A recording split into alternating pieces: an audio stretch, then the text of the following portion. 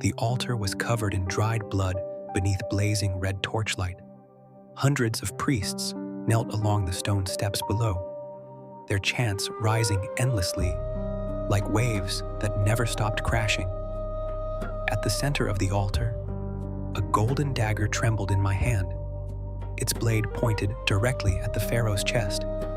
I couldn't stop shaking. Tears fell onto the back of my hand before I even realized it. He didn't move away, didn't step back. His gaze rested only on my face, gentle enough to make every prayer echoing below feel meaningless. Then that ice-cold hand slowly covered mine. He didn't take the dagger away. Instead, he pulled the blade deeper into his own heart. Blood spilled across the altar, across my hands, so warm it almost burned. He looked at me one last time, without hatred, without blame, only something unbearably gentle. You're a terrible liar. The year the gods became enraged, the Nile dried until cracked mud stretched endlessly along both shores. Bodies of those killed by plague lined the palace corridors, so many that no one even noticed the smell of blood anymore. Every night, the people knelt across the Memphis square, foreheads pressed against the cold ground, whispering the names of gods who never answered. The first sandstorm swallowed half the sky over Memphis on the very day I was brought into the palace. No one explained why I had been chosen. They only looked at me the way people look at someone already condemned, guilty of loving the one he was never allowed to love, guilty of making all of Egypt pay the price. The ceremonial dressing chamber lay deep within the palace, its stone walls covered in faded murals of ancient sacrifices. Women in white robes dressed me in the garments prepared for the ritual. Thin fabric cold against my skin in a way that made me uneasy, for reasons I couldn't explain. No one met my eyes. No one told me what waited beneath the earth. The golden bracelet locked around my wrist with a soft click. At that exact moment, the entire room fell silent. Some of the servants lowered their heads even further. One of them even stepped back, as if she had accidentally touched something forbidden. And for the first time since being brought into the palace, I truly realized this place did not see me as a guest, but as something that had been awaited for a very, very long time. An elderly servant adjusted the veil over my head, her hands trembling so badly she nearly dropped the golden hairpin. "Don't look into his eyes," she whispered, lips barely moving. I didn't ask anything else.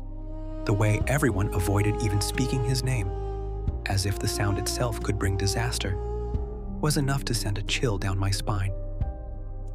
The corridor leading down to the tomb stretched so far that the first torchlight couldn't even reach the end. Hundreds of people stood silently along both sides, no crying, no speaking, only lowering their heads as I passed. The silence was so heavy that every footstep echoed like a drumbeat. None of them looked at me like a sinner. They looked at me like someone about to do something irreversible, and they knew it, yet could do nothing to stop it. The tomb lay deep beneath the desert, vast enough that the torches on the walls couldn't fully illuminate the gigantic statues lining the passage. The statues stretched from floor to ceiling, their stone eyes fixed towards some unknown point, as though they had been waiting for something for a very long time.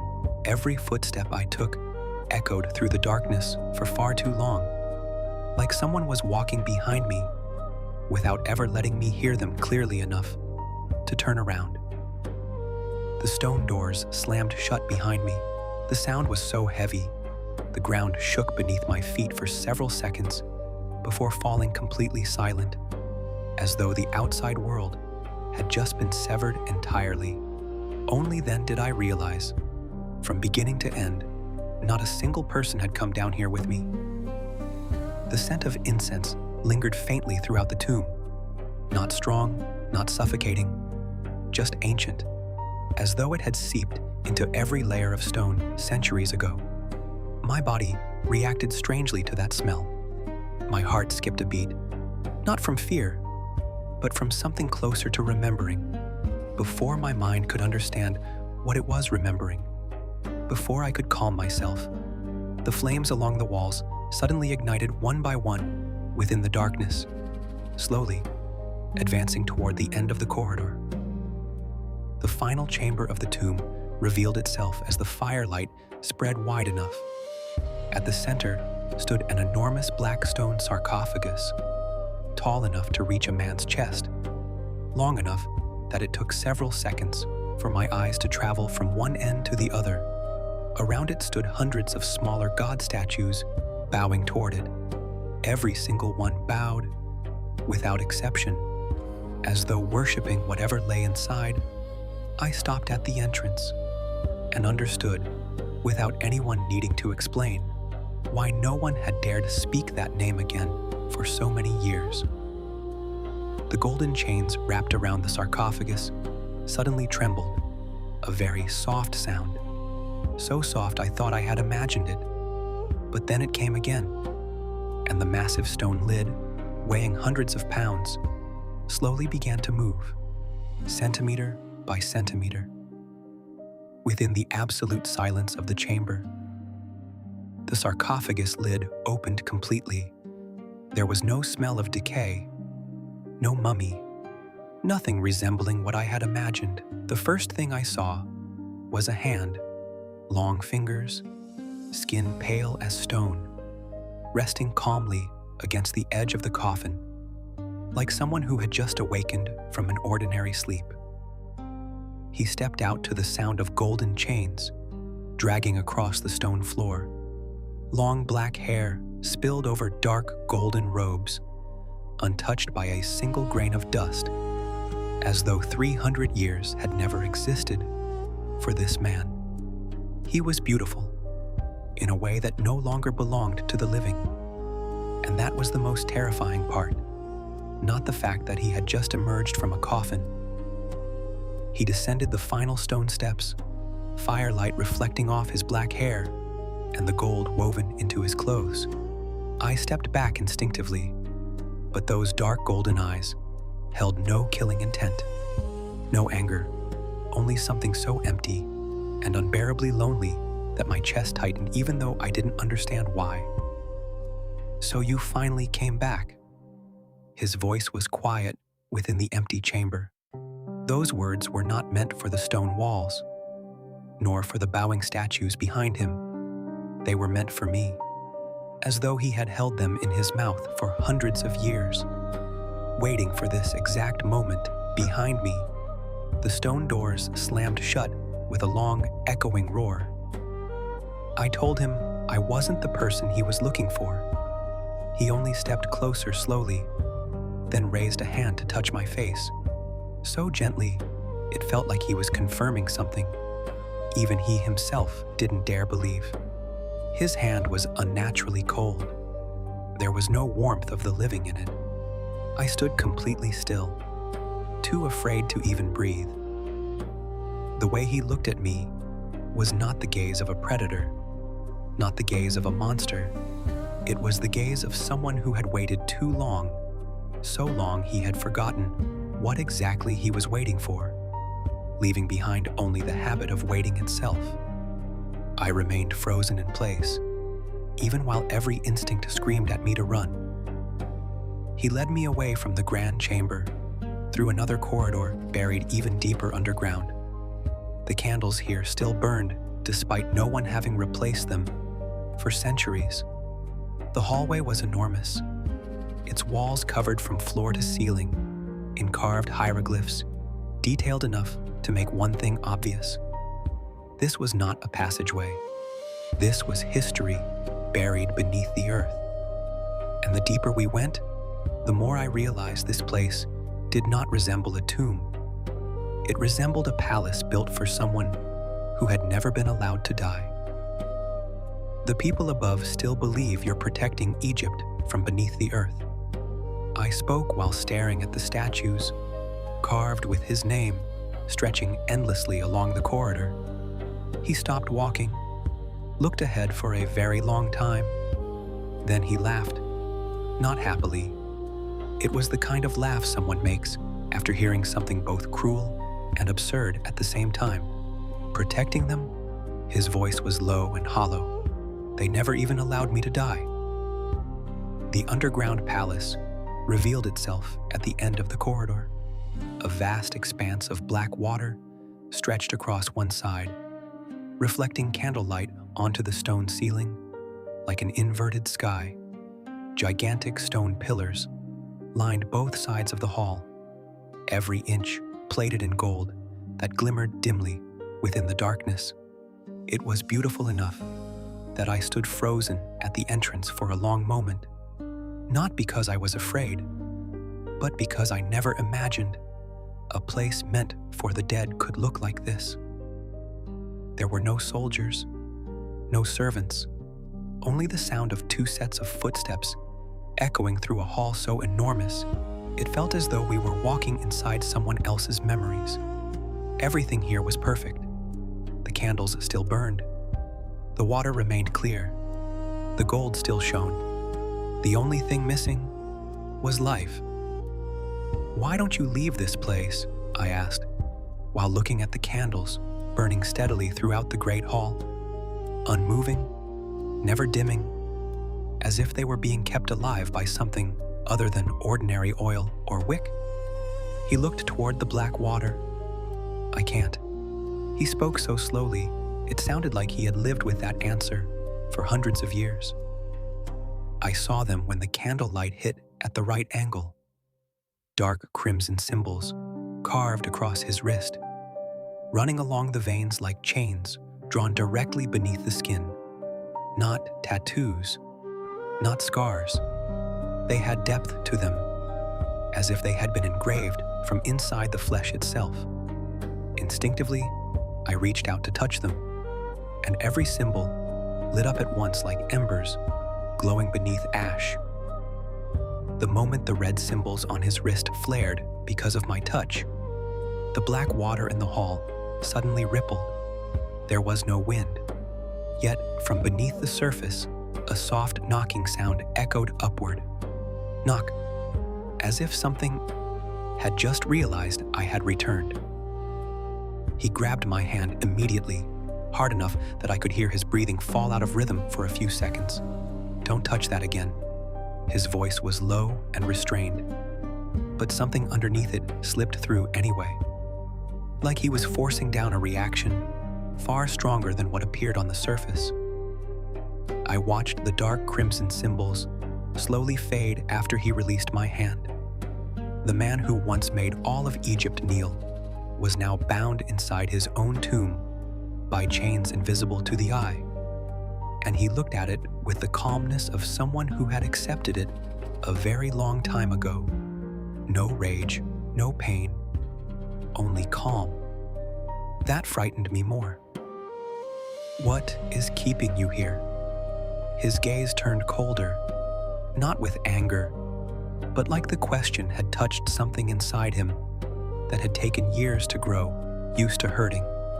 Human greed has always been more terrifying than the gods.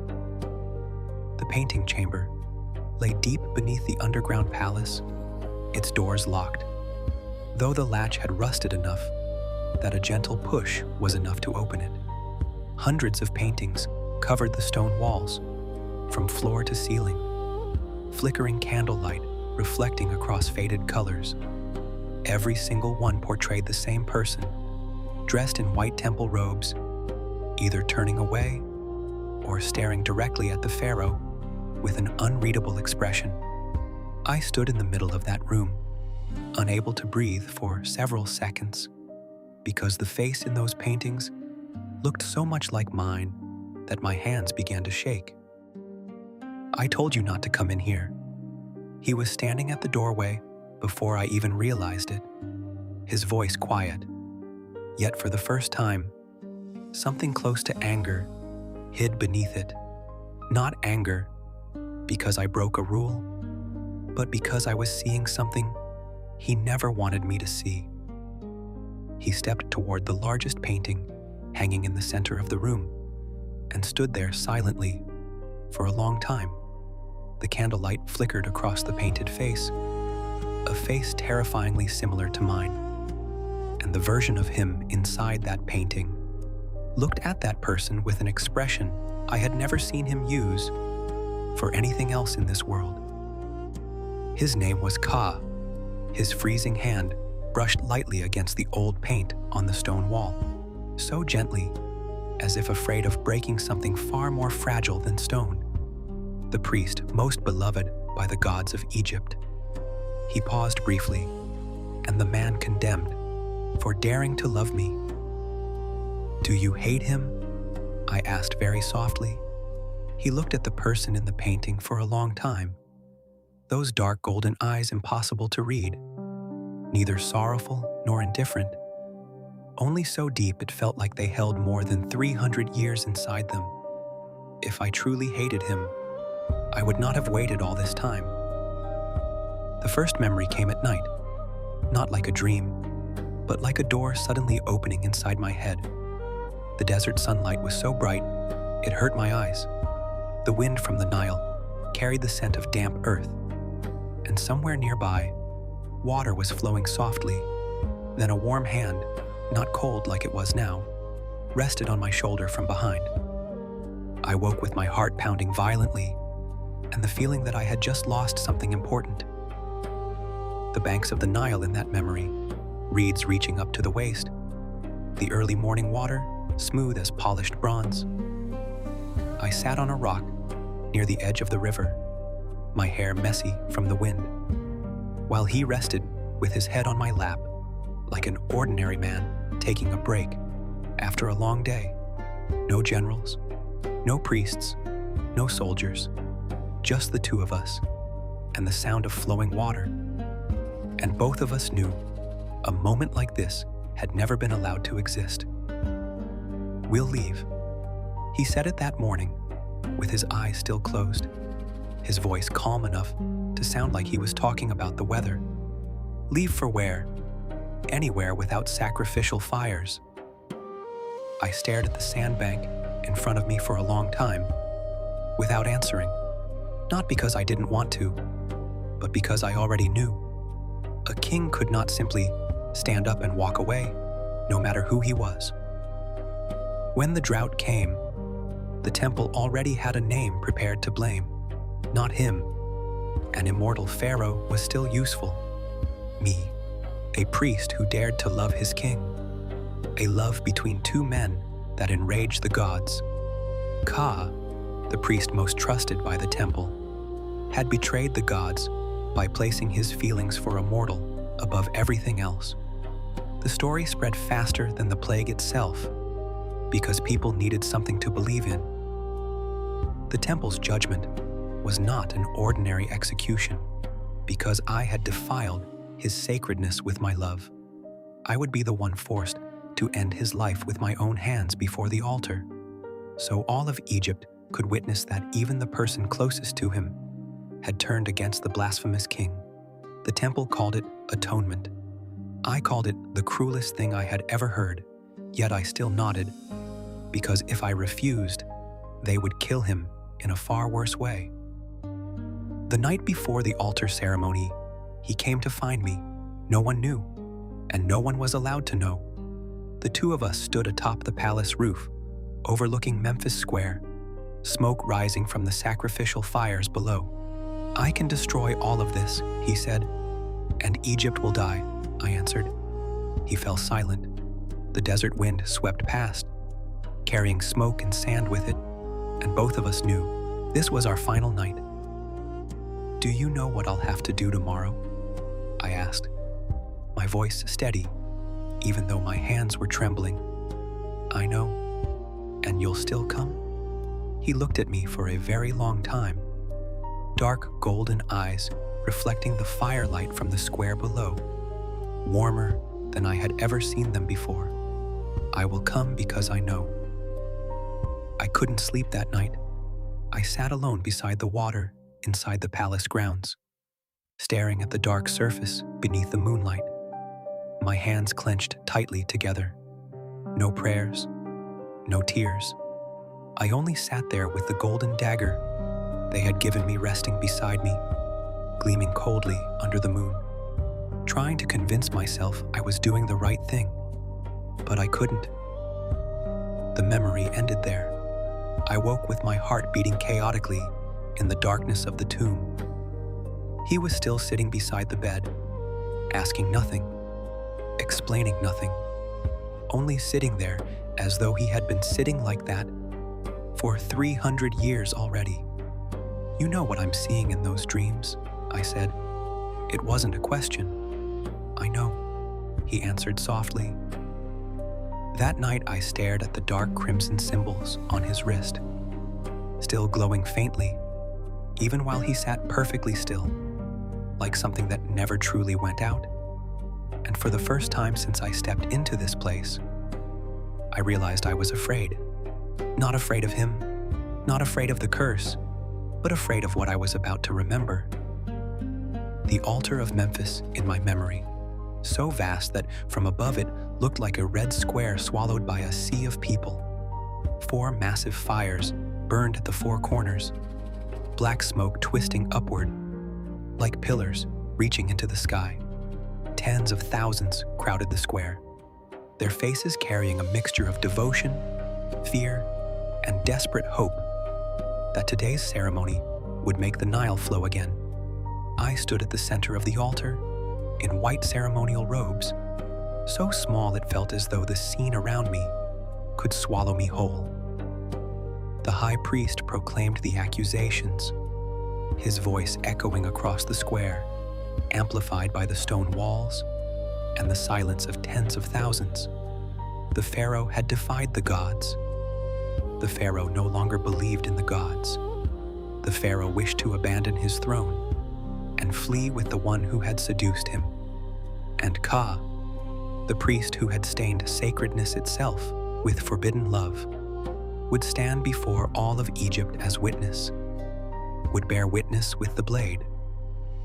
He entered the square from the opposite side as whispers rose from the crowd before dying out completely. I saw him from across the entire altar, back straight, footsteps steady, without hesitation.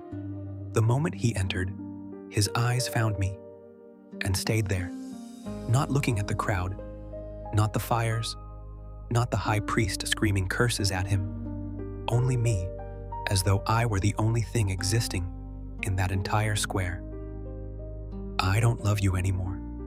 I said those words in a silence so complete, my voice seemed to strike the stone walls and echo back, "I love the gods. I love the people of Egypt. I love this land." My hands trembled violently around the golden dagger, but my voice did not, because if my voice shook, he would know immediately, and if he knew, he would never let me carry this alone. He began walking toward the altar as chaos rippled through the crowd, and he was smiling, not sadly, not bitterly. He smiled like someone hearing a sentence so familiar that it no longer needed explanation. I saw that smile and bit my lip hard enough to taste blood. The golden dagger trembled so violently, flashes of light scattered across the altar. My hands shook, my shoulders shook, my entire body shook, yet I remained standing there, the blade still pointed forward, refusing to step aside, because if I stepped aside, the thing I was trying to protect would lose all meaning. He stopped directly in front of me, less than an inch from the golden blade, and looked straight into my eyes, without speaking, only looking, as though he wanted me to understand that he saw everything, knew everything, and that he was choosing this willingly. "You're lying," he spoke softly, just loud enough for only the two of us to hear amidst the chaos surrounding us. Badly, I pressed my lips together so hard my whole body felt like it was collapsing inward. "Don't," but that freezing hand had already settled over mine, not taking the dagger away. It held my hand tightly, then pulled the blade deeper into his own chest. Blood poured over my hands, hot enough to burn. The entire square erupted into the priest's hysterical screams. He held me tightly, not because he was falling, but because he wanted to keep me standing amidst the chaos. From beginning to end, I never blamed you. His voice whispered beside my ear, through the fire and the screaming. The one at fault is me, for forcing you to face this choice alone. I couldn't cry in that moment. I only stood there in the arms of the man, slowly losing all warmth, surrounded by firelight and the screams of tens of thousands, unable to do anything except hold him tighter. Everything I had said was a lie, and the only person who knew that was smiling beside me. The priests did not stop at his death upon the altar. They wanted more, an immortal king standing behind their name. The legend of a pharaoh sleeping beneath the earth protecting Egypt, something they could use to continue ruling without needing any true legitimacy. The high priest came to me the moment he drew his last breath. We can keep him here. The forbidden soul-sealing ritual, the oldest rite of the temple, never once used because of its cost. He would continue to exist. His body would never decay. His soul would be trapped inside the tomb, neither alive nor dead, never allowed to leave. And I, the one activating the seal, would forever be unable to reincarnate beside him. The two of us would exist in parallel, separated by layers of earth and time, never able to meet again. I nodded before the high priest even finished speaking, because at that moment, I could think of only one thing. He would not disappear completely. That night, the tomb was sealed shut. He lay inside the black stone coffin, not because he was dead, but because the seal required something to imprison.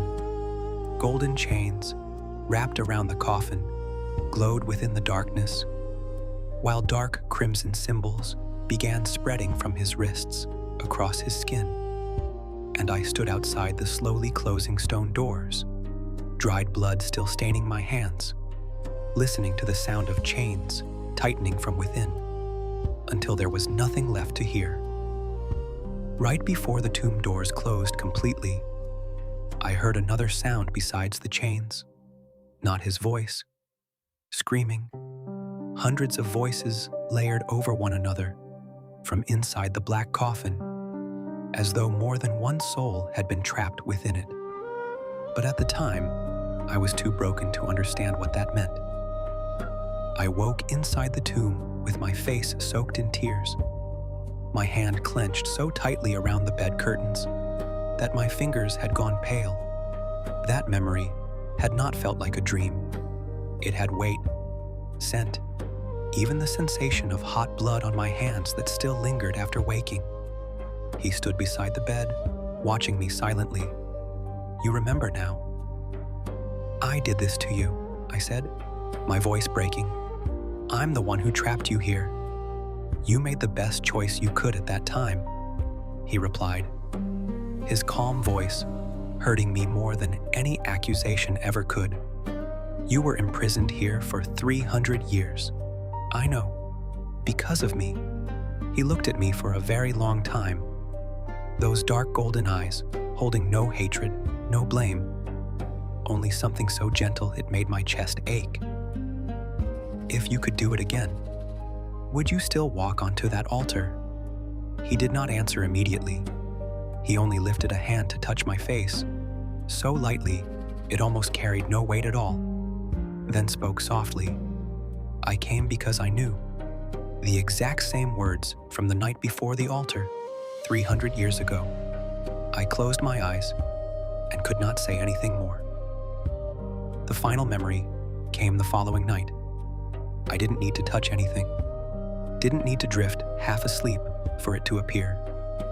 It came like something that had already been waiting, only waiting for me to finally be ready to open it. Memphis Square on the morning after the altar ceremony, smoke still drifting from last night's fires. pale sand covering the stone ground, and the waters of the Nile beginning to rise little by little. Egypt was being saved, just as people said the gods had forgiven them. I don't remember how I returned to the temple. People knelt along both sides of the road as I passed. Some cried with joy. Some kissed the stone beneath their feet. Some called out the names of the gods, as though the apocalypse itself had just been pushed back from Egypt. But I only looked at my hands. The blood had dried between my fingers, without me noticing. That night, I sat alone for a very long time, inside a room where the only sound left was the desert wind. The golden dagger rested before me. I tried to think about the Nile, about the people who were still alive, about how all of this would finally come to an end. But the harder I tried to think about the people who had been saved, the farther everything began to feel. From me, the cheers outside the temple sounded as though they were coming from somewhere impossibly distant. Only his eyes remained terrifyingly clear in my mind. I stood beside the Nile at dawn with the golden dagger still in my hand. No one dared to take it back. No one dared come near me after the night before. The Nile reflected the first light of morning. The sound of flowing water remained gentle, as though no one had died upon the altar the previous night. I thought the thing I would remember most was the feeling of the blade piercing downward.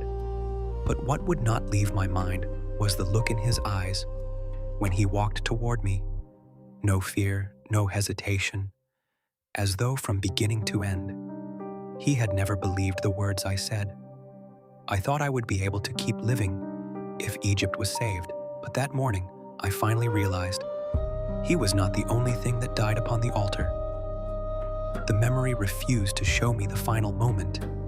It only showed the surface of the Nile rippling outward, circles spreading slowly, before fading into the current, peaceful, as though nothing had happened. And the golden dagger, lying on the wet sand by the riverbank, dawnlight reflecting off its blood-red blade. I woke in darkness, unable to say a single word, unable to cry. I only lay there listening to my heartbeat, steady, normal, ordinary, as though it did not know it had once stopped beside a river a very long time ago. He asked nothing, only sat beside me silently, as though he had been sitting that way for 300 years already. And finally, I understood. He had always known how that memory ended, and he still waited. You knew I would come back. I said it, not as a question. I knew your soul never disappeared. He replied. The seal kept you tied to me. Not here, but not completely gone either. Like something suspended between two places. 300 years. Not very long when I knew what I was waiting for. Was I really worth all of that to you? He looked at me for a very long time. Those dark golden eyes, so deep they seemed filled with too much time and loneliness. You always ask that question, as if the answer needs to be proven. He stepped closer, slowly, and raised a hand to touch my face, so lightly it almost had no weight. To me, it never did. That night was the first time I reached for his hand on purpose. Not because of memory, not because of instinct, simply because I wanted to. And the moment our skin touched, the dark red symbols on his wrist flared violently, spreading up his arm like glowing cracks beneath the skin. His breathing faltered for a clear second. What's happening to you? Every candle in the underground palace went out at once. The sound of ceremonial bells, distant, incredibly distant, echoed down from the surface for the first time. Reaching even this place, he released my hand and lifted his gaze toward the stone ceiling above us, his expression turning cold in a way I had never seen before. They've discovered you've awakened. The darkness inside the great hall grew heavier after the candles died. Not ordinary darkness, but the kind with depth a man in priestly robes, was suddenly standing beside the black lake. An old golden mask concealed his face, and dark red symbols identical to Pharaoh's ran along his wrists. "You really do look like him." The priest said my soul's return was not a coincidence. It was the final part of the sealing ritual that had remained incomplete 300 years ago. When I fully awakened and remembered who I was, the seal would break, and the thing imprisoned beneath the earth alongside Pharaoh for the past 3 centuries would awaken as well. Your soul is the final key. The priest looked down at the black water, now trembling violently. "Did you really think that seal was created to imprison only one soul?"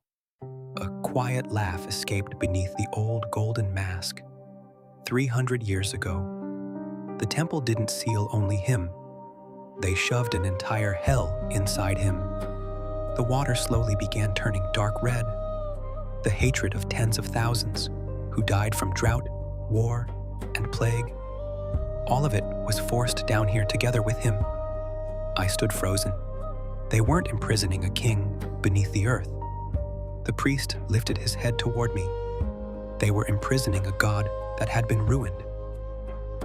Your soul should have disappeared 300 years ago. The priest laughed again. He was the one who used the seal to preserve that fragment of your soul through every reincarnation. His gaze shifted to the glowing crimson symbols burning across Pharaoh's arm. The more you remember the past, the deeper the curse will consume him. The ground beneath the underground palace began to crack, long fractures spreading slowly, as if something below was pushing upward. From inside the earth, the heads of the divine statues lining the corridor shattered against the stone floor, one after another, the sound echoing everywhere. Pharaoh instinctively pulled me behind him. The gesture was too familiar, too natural, as if he had done this countless times before. The realization made my chest ache sharply.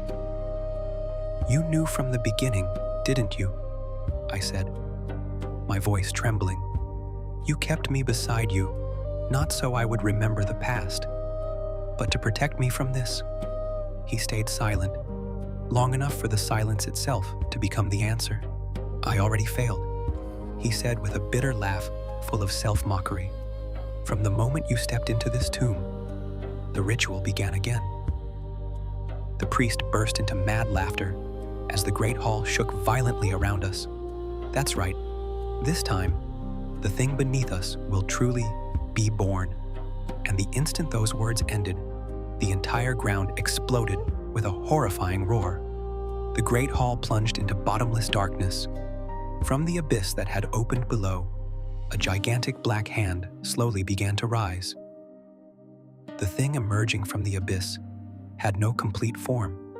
It looked like a colossal human shadow, made of black sand, dried blood, and overlapping arms, twisting within the darkness. Hundreds of distorted faces appeared and vanished beneath the shifting black mass, crying, screaming, begging, cursing, as if thousands of souls had been forced together into a single existence for centuries. And at the very center of that living darkness, a pair of golden eyes slowly opened, exactly like his. And the moment those golden eyes opened, Pharaoh froze for the first time, as if he were staring at the most cursed part of himself. He stood before the torrent of darkness. The dark red symbols across his body burned brightly, spreading from his wrists to his shoulders, up his neck, as though something inside him was being torn outward. He did not step back. "Leave this place," he said to me without turning around. "Right now." It was the first time he had truly raised his voice at me. "No," I stood beside him. "I told you I wouldn't leave you behind again." He turned to look at me, and for the first time, his eyes were truly chaotic, stripped of the calm he had carried for 300 years. "If you stay, You'll die. I know. Cut. It was the first time he had called me by that name. The old name, the name from my previous life. The name of the person who stood upon the altar, holding a trembling, golden dagger. I know, I repeated, my voice steady. And I'm still staying. A long moment passed. He looked at me, looked for a very long time, like someone trying to carve every detail into memory. Then he smiled, the first genuine smile I had ever seen from him. Not bitter, not painful, just a smile. You always make me selfish. No weapon could wound that darkness, but there was one thing capable of ending it. The seal created from his soul. If that soul was no longer imprisoned, the darkness would lose the thing anchoring it to existence. He explained it with terrifying calmness. That thing exists because my soul is still trapped here. He looked toward the collapsing abyss below. If I disappear, it will disappear as well. I tightened my grip around his hand. How long? A quiet laugh escaped him. Long enough for me to look at you one last time. I'm not making a sacrifice. I'm only returning what should have died 300 years ago. The dark red symbols across his body began breaking apart piece by piece. Not painfully, but like something finally returning to what it had always been. Like sand slipping from an open hand into the wind. The darkness below let out a monstrous scream before collapsing inward as well, dragging the entire tomb down with it. The stone ceiling cracked, columns shattered, black water flooded across the floor. I held onto his hand as pale golden light spread from the dissolving symbols, standing motionless in the middle of the collapsing hall around us. You won't remember this life anymore, will you?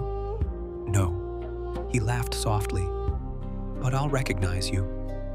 Those dark golden eyes looked at me one final time, so unbearably gentle that the entire collapsing tomb around us became nothing more than an insignificant backdrop. You're terrible at lying. Then the symbols vanished completely. The tomb collapsed into darkness and sand, and I could no longer feel anything at all. Many years later, a museum in Cairo, inside the ancient Egypt exhibition hall, soft golden lights shone over artifacts behind glass displays. At the center stood a small golden bracelet and a stone tablet carved with two dark red symbols. The note beneath read, "Recovered from the ruins of an unnamed tomb, believed to have collapsed approximately 300 years ago. Identity of the owner unknown." I stood before the glass case, not in white ceremonial robes, not holding a golden dagger, just an ordinary person in an ordinary museum on an ordinary afternoon. But my hand trembled slightly as I looked at the symbols carved into the stone. I didn't know why I stopped in front of this display, didn't know why my heartbeat faltered slightly at the sight of the golden bracelet, didn't know why the faint scent of incense drifting from somewhere made me freeze and forget how to breathe for a few seconds. I was about to walk away when I heard footsteps stop directly behind me. Then that voice spoke, low, soft, and familiar, in a way no memory from this lifetime could possibly explain. "You recognized me, didn't you?" I didn't turn around immediately. I stood still, staring at the pair of dark red symbols behind the glass, my heartbeat pounding loudly enough for me to hear every beat. Then slowly, I closed my eyes for a second and smiled. There are people who, even after forgetting everything, are still recognized by the heart before memory. If it were you, would you choose to save the entire world or save the one person who makes you want to live? And if you could return to that moment upon the altar all those years ago, would you still let go of the person you loved?